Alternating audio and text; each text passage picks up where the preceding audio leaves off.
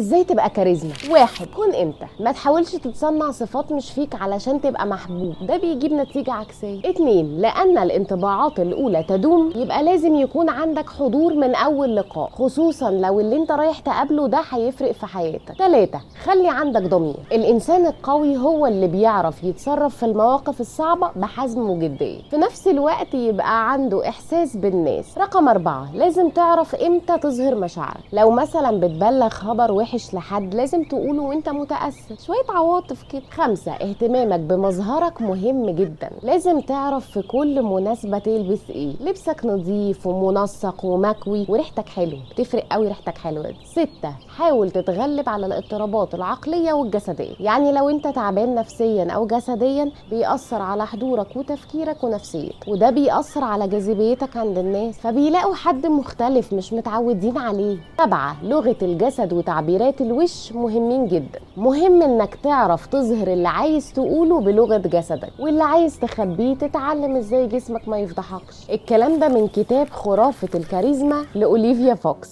قولولي بقى، مين هنا كاريزما؟